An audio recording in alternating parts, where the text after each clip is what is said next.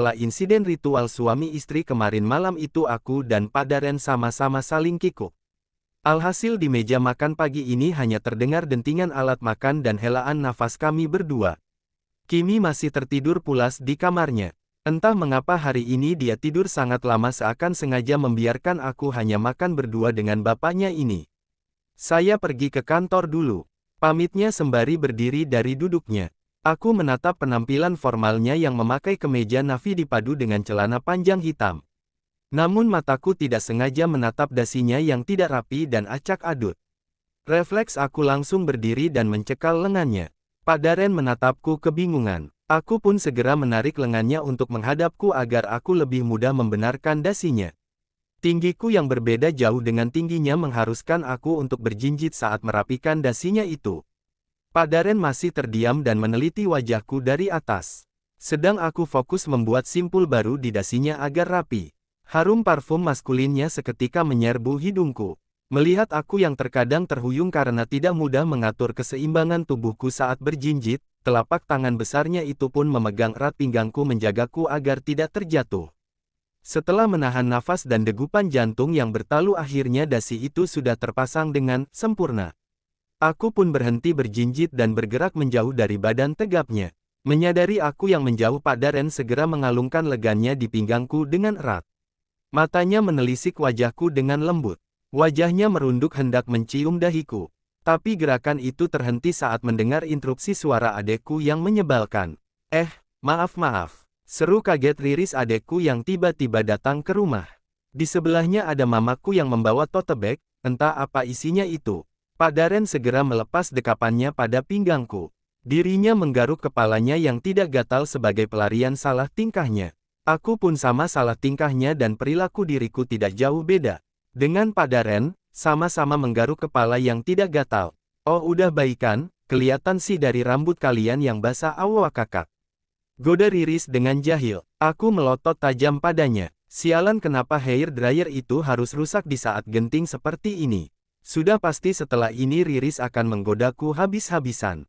Ya, hair dryer itu tiba-tiba rusak pagi ini.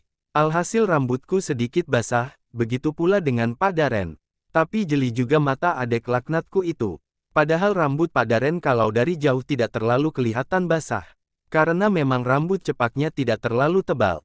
Saya pergi dulu, pamit Pak Daren sembari mencium keningku singkat. Lalu dia berjalan ke arah mamaku untuk pamit dan mencium tangannya. Setelah itu badan kekarnya itu berjalan semakin menjauh menuju mobilnya.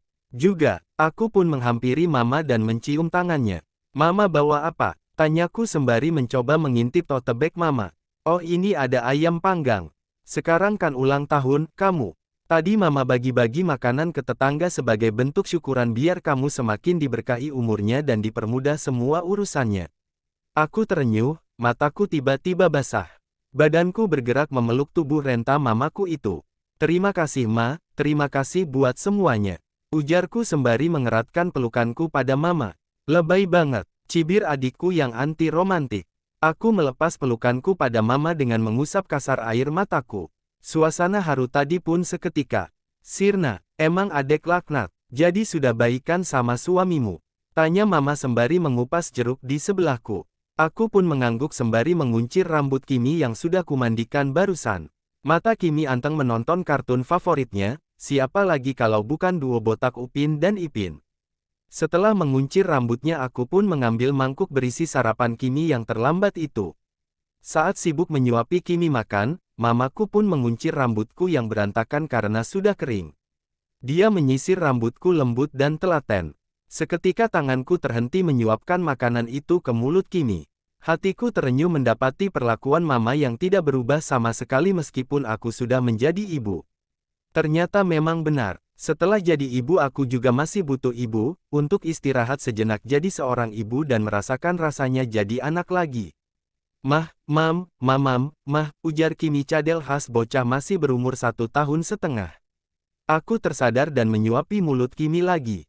Air mataku tidak terasa turun di pipiku mendapati perilaku mama yang selalu menyentuh hati mungilku. Sudah gede bukan anak-anak lagi, malah sudah bisa buat anak kok masih cengeng. Cibir adekku yang tiba-tiba nimbrung di sofa depan TV. Aku menghela nafas panjang, lalu menatapnya sinis. Bisa diem gak? Berisik banget kayak haters. Riris memutar bola matanya malas, lalu tangannya mengambil jeruk yang tadi dikupas Mama lalu memakannya. Mama nginep, tanyaku pada Mama sembari menatap matanya yang teduh. Kimi sudah selesai makan dan sekarang sudah anteng melihat kartun favoritnya. Enggaklah Kak, Mama cuma mampir. Kenapa? Kamu bukannya sudah baik-baik saja sama Darren? Aku mengangguk dengan ragu-ragu. Kak, pernikahan itu memang tidak seindah cerita dongeng atau film. Kalau Darren menjadi api maka kamu harus menjadi airnya. Bukannya saat kamu menjadi guru sudah tahu kalau ada muridmu yang keras sifatnya maka kamu akan mendekatinya dengan kelembutan. Aku mengangguk dengan menundukkan kepala menatap jemari kakiku. Maka bukan hal baru untuk kamu mencoba melembutkan hati Darren yang keras itu kan? Bukan itu Ma, dia masih belum bisa melupakan mendiang istrinya. Kak, kamu gak bisa tiba-tiba menyuruh dia melupakan mantan istrinya begitu saja. Sudah pasti ada tempat khusus di hatinya. Mengapa kamu tidak mencoba menempati ruang lain yang masih kosong? Aku mendongak menatap mata Mama. Apakah masih ada ruang kosong itu Mah? Aku rasa semua tempat itu sudah penuh dengan mantan istrinya. Kamu tahu dari mana? Kamu belum mencoba tapi sudah menyimpulkan sendiri. Priscil, andai kamu tahu Pandora apa yang disembunyikan Darren, kamu pasti berpikir dua kali untuk minta cerai dengannya. Pandora apa yang disembunyikan sama Pak Darren Mah? Tidak, Mama tidak akan membuka kotak Pandora itu. Mama cuma akan ikut campur sampai di sini. Darren memang nampak jahat untuk saat ini, namun dia tidak sejahat itu Priscil. Percaya sama Mama. Tugas kamu adalah mengetuk hati Darren dan buka Pandora itu. Bukankah kamu sudah sangat menyayanginya? Lanjut Mama sembari menelisik wajahku dengan lembut. Aku terdiam tidak menjawab apapun. Selain otakku, mengapa Mama menyimpulkan kalau aku sangat menyayanginya? Kamu selalu menangis di saat dia sakit, kamu juga tidak mampu pergi saat dia menyakiti kamu berkali-kali. Bukankah itu salah satu bukti terkuat untuk saat ini Priscil? Berpikir ekstra mengenai kotak Pandora yang disembunyikan Pak Darren, aku juga memikirkan semua ucapan-ucapan Mama yang ada benarnya. Ketuk hatinya dan masuk lalu buka Pandora itu Priscil, ponsel sekarang juga. Ujar Mbok Sarmi saat melihatku baru memasuki rumah dengan Kimi di gendonganku. Ya, setelah Mama pamitan pulang tadi aku mengajak Kimi untuk membeli seblak di kompleks sebelah dengan menaiki sepeda motor matic Pak Darren. Kepalaku mau pecah rasanya menerka teka-teki Pandora Pak Darren yang membuatku penasaran. Setengah mati, jadi makan pedas adalah solusi tepat untuk pelampiasan kemumetan ini. Oh iya Mbok, ponseliku tadi ada di kamar lagi tak? Charger jadi gak tahu kalau Pak Darren telepon. Makasih ya Mbok, sahutku sembari tersenyum. Mbok Sarmi pun mengangguk, saya bantuin tuang di mangkuk kah non seblaknya. Boleh Mbok, makasih ya. Oh iya, tadi tak beliin dua, yang satu buat Mbok. Tak belikan yang level 1 takutnya Mbok tidak kuat pedas. Iya non, terima kasih banyak, saya tuangkan ke mangkuk ya non, nanti saya antar le kamar non. Barangkali non mau teleponan sama bapak sembari makan seblak. Walah Mbok, kayak orang pacaran wae teleponan disambi makan seblak hahaha. Terima kasih Mbok tapi ndak usah diantar, nanti tak makan di meja dapur aja. Mbok Sarmi tersenyum samar sembari menggaruk. Rambutnya salah tingkah saat mendengar responku. Lalu tangannya bergerak mengambil alih seblak yang ada di tanganku untuk dituangkan ke mangkuk. Raut wajahnya yang penuh senyum samar itu seketika pudar saat dia melihat ada telepon masuk di ponselnya. Pak Darren non, ujarnya dengan gugup dan gelisah. Bahkan Simbo aja takut sama kesangaran Pak Duda. Tua itu hade emang vibesnya menakutkan sih, untung. Ganteng. Iya Pak, ini lagi di sini non Priscilnya. Baik Pak, langsung saya sambung le non ini. Mbok Sarmi memberikan ponselnya padaku dengan mengkode. Tanpa suara bahwa Pak Darren ingin berbicara denganku. Aku menghela nafas panjang lalu mengangkat telepon. Itu, kemana saja kamu? Susah sekali untuk angkat telepon. Gerutunya kesal dengan nada dingin seperti biasanya. Abis beli seblak, ponselku lowbat jadi tak charger di rumah. Ada apa kok nyariin? Bawakan laptop dan berkas saya yang ada di ruangan kerja saya. Nanti saya kirimi alamatnya melalui pesan WhatsApp. Haduh gosen aja ya Pak. Sebelahku nanti jebeber. Apa itu jebeber? Gumam Pak Darren dengan membeo kebingungan. Aku tersentak, mataku menengadah ke atas. Memikirkan bahasa Indonesianya jebeber itu apa. Tapi otakku seketika huntu. Aduh gak tahu, intinya nanti sebelaku kuahnya habis kalau dimakan kelamaan. Aku gosenin aja ya pak laptopnya. Itu namanya nyemek. Apa jebeber itu? Sanggahnya dengan nada mencibir. Aku mendengus kesal. Ya udah sih perkara nyemek. Dan jebeber aja panjang bener kayak kereta, ini gimana jadi digosenin aja ya pak Daren laptop dan berkasnya. Jangan, terlalu bahaya kalau laptop. Bukan masalah, nominalnya tapi banyak berkas pentingnya di dalamnya. Nanti saya belikan lagi sebelaknya, cepetan kesini bawa laptop dan berkasnya Prisil. Ih gak mau ah. Bapak kalau beliin seblak gak pernah benar, masa seblak isinya banyak sayurnya mana kuahnya kayak bakso. Terus kuahnya banyak benar, kayak banjir. Prisil saya tidak ada waktu untuk berdebat hal tidak penting, saya ditunggu klien saya ini. HD padahal yang mengajak berdebat juga dia, yang meributkan nyemek atau jebeber tadi hish. HD ya udah iya bentar tak siapin dulu. Ujarku sembari berjalan cepat ke ruangan kerja Pak Daren.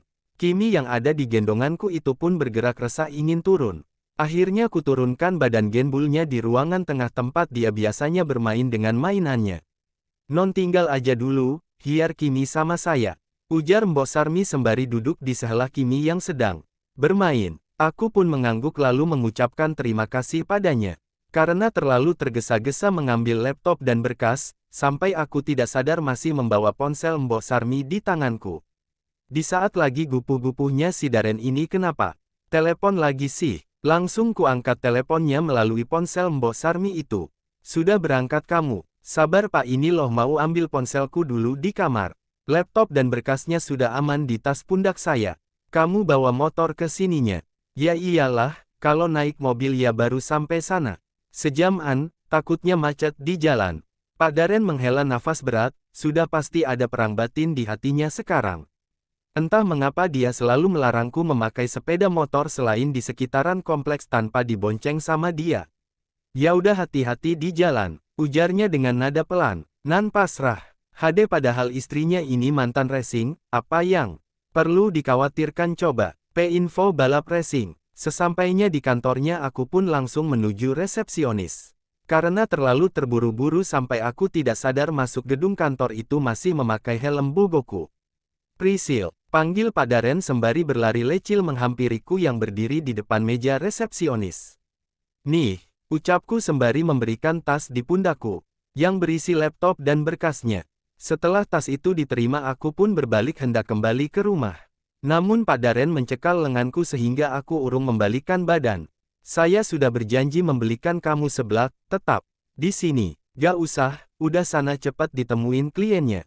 Janji adalah janji. Sudah ikut saya cepat, perintahnya. Sembari menyeret badanku untuk mengikutinya. Aku pun menggerutu kesal sembari mengikuti jalan Pak Daren yang cepat sekali kayak orang mau lomba gerak jalan saja. Tunggu di sini, titahnya sembari mendorong badanku untuk duduk di kursi kafe dekat kantornya. Kamu bisa pesan makanan dulu, sebelaknya nanti kita cari abis saya selesai meeting dengan klien saya. Loh bapak bukannya harus balik ke kantor? Pekerjaan saya sudah selesai sejak jam 11 siang tadi. Dan ini klien dari bisnis sampingan saya yang lain. HD kerja bagai kuda banget ya pak, kayak punya anak 10 saja hahaha. Saya maunya 11 sih, biar pas kalau main sepak bola. Bejirs dikira aku kucing apa disuruh beranak terus. Pak Daren tertawa tipis, sudah, kamu tunggu di sini. Kamu bisa pesan makanan atau minuman dulu. Sepertinya saya agak lama, ujarnya sembari memberiku kartu debitnya. Lalu kaki panjangnya bergerak menjauh dariku untuk menemui kliennya itu. Aku pun memutuskan untuk memesan dimsum dan es americano. Sembari menunggu pesananku datang, aku membuka ponselku dan membuka aplikasi berisi drakor tercintaku dan mulai menontonnya. Setelah menunggu cukup lama pesanan itu pun datang. Kuucapkan terima kasih pada pegawai kafe itu saat mengantarkan pesananku. Lalu aku kembali sibuk menonton drakorku sembari menyantap pesananku. Selang beberapa lama terasa elusan lembut di rambutiku. Aku mendongak menatap Pak Daren yang berdiri menjulang di hadapanku dengan wajah dingin dan datarnya. Dia pun bergabung duduk di sebelahku. Kebetulan kursi yang kududuki ini berupa sofa yang bisa ditempati oleh 2 orang. Bapak gak lapar? Ini sudah masuk jam makan siang, kan? Tanyaku padanya sembari mempause drakorku. Lumayan sih, tapi saya sudah janji membelikan kamu seblak. Kita cari itu aja dulu sekalian makan itu. Hade udah gak usah, bapak gak kuat makan pedes-pedes gitu. Udah makan di sini aja. Aku lihat di menu tadi ada makanan beratnya juga. Pak Daren pun mengangguk dan segera memanggil pegawai kafe itu untuk memesan makanan berat. Pak Daren nampak membuka-buka buku menu dengan muka seriusnya. Aku pun mendekat pada badan kekarnya itu guna ikut melihat menu yang ada. Barangkali aku kepincut juga. Wah, ada makanan Korea. Aku pesen jajangmyeon ya, seruku riang. Kayaknya enak banget pas aku lihat di drakor tadi. Pak Daren melirikku sekilas dengan helaan nafas panjang. Ya udah mbak, jajangmyeon 1, nasi goreng. Seafood 1, minumnya air dingin 2 ya. Pegawai kafe itu pun mencatat pesanan kami lalu berlalu untuk memprosesnya. Aku pun bergerak menggeserkan tubuhku untuk menjauh dari badan kekar Pak Daren. Namun secepat kilat tangan panjang Pak Daren merengkuh pinggangku untuk kembali berada di dekatnya. Aku pun berdecak kesal. Apa-apaan si Pak Daren? Sengaja banget bikin aku jantungan. Ya kalau deket banget gini aku kan jadi deg-degan anjir. Pak, lepas ish. Suka banget dempet-dempetan gini. Kayak mau nyebrang aja. Terus kamu maunya duduk gimana? Hadap-hadapan. Kayak interview aja. Apa sih gak lucu jokesnya? Saya emang gak niat stand up comedy kok. Sanggahnya sembari menatapku datar. Aku memutar bola mataku malas. Gimana jadi kerja? Tanyanya lagi sembari menatapku lekat. Aku mengedikkan bahu. Gak tahu, kayaknya enggak deh. Kenapa? Aku pernah baca quotes di medsos katanya kalau wanita karir jarang yang beruntung di percintaan. Jadi kayaknya aku nyerah di karir aja deh, daripada percintaan kita kandas. Pak Daren menghela nafas berat sembari menatapku malas. Kepalanya geleng-geleng mendengar penuturanku. Prisil-prisil Mbo ya Seng Eling. Medsos kok dijadikan patokan hidup. Patokan hidup kita ya ajaran agama kita. Dali Pak Daren dengan tatapan seriusnya,